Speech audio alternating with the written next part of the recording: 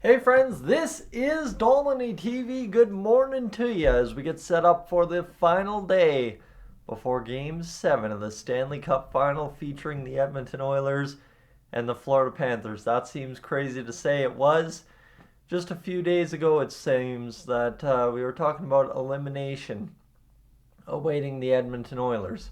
While that is still true, because obviously Game 7, if the Florida Panthers win, the Edmonton Oilers will be eliminated.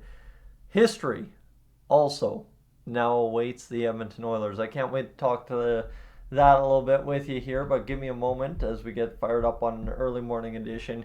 If you're new to the channel, please consider hitting that subscribe button here on Dolynny TV. Once you're aboard, it's going to be a pretty magical week in oil country, one might figure, given the way the Oilers have played the last three games specifically. But as we get set up, obviously, right, history awaits for the Oilers. It's a 50-50 coin flip in history, whether you win or you lose when you're coming back down 3-0 in the Stanley Cup final.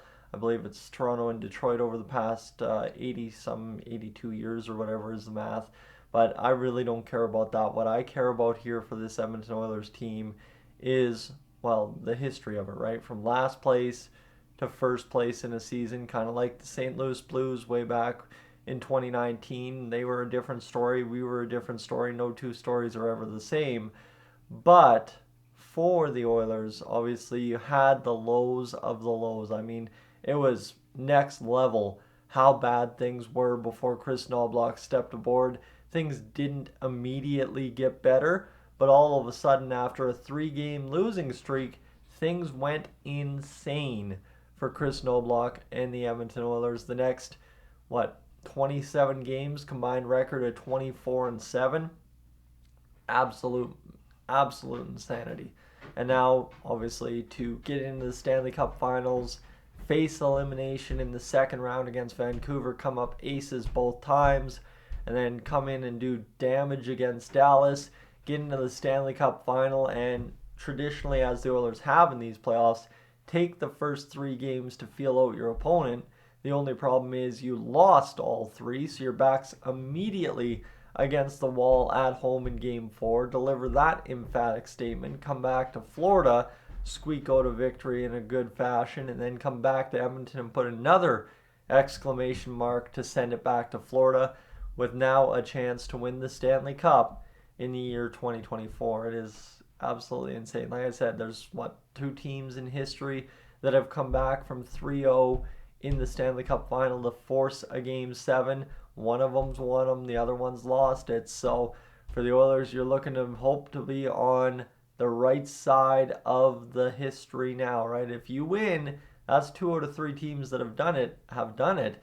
And all of a sudden, for the Edmonton Oilers, it looks pretty dang good.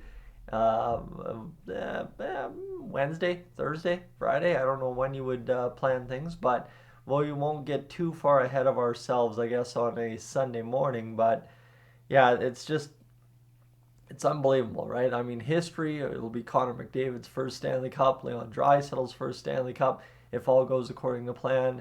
A team that a lot of people said, this guy can't do it, this guy will never win, this won't ever happen. You need to trade this guy if you want to get there, whatever the case might be. And now all of a sudden, what I said is this merry band of misfits now has a chance to win a Stanley Cup. That seems insane, right? I mean, it was only a few months ago we wanted to fire Connor Brown into the sun. It was only a few months ago Stuart Skinner wasn't that great of a goalie. It was only a few months ago we were questioning why Matthias Janmark was still on the roster. The defensive game of Evan Bouchard, the all-around game of Darnell Nurse, Cody Ceci, right? I think Nugent Hopkins doesn't show up in the playoffs. For Connor and Leon, they're not capable of leading a team. There was a lot of things about this team that people had question marks, and now we sit one 60-minute plus effort away from winning the Stanley Cup in the year 2024. That to me is absolutely insane, and that's why I think you look at how this all lines up, you look at how this all plays out, and when you say history awaits, it truly, really does, and it kind of puts that exclamation point, like I'm saying, on what's been a exclamation point season for the Edmonton Oilers. Never count them out. Never say they can't do it. And never think for a second you know this team better than they know themselves. And that's, I'm not speaking you to me, right? I'm not, or me to you. I'm speaking me to me on that line, right? Never think you know this team better than they know themselves, because yes, I know this team to some degree based on having covered them for 6 years, but they have proven time and time again there is no knowing exactly what's going on with this team at any point this season. You'd think down 3-0. You've watched it so many times before in the Connor McDavid and Leon Draisaitl era. Fold the tent, call it a day. We tried, right? Well, they didn't do that, and they have come up with an effort that is now delivered. Like I said, 60 minutes plus of hockey gets us a Stanley Cup in game number 7 should we win. So it's pretty insane. Pretty insane, to be honest with you.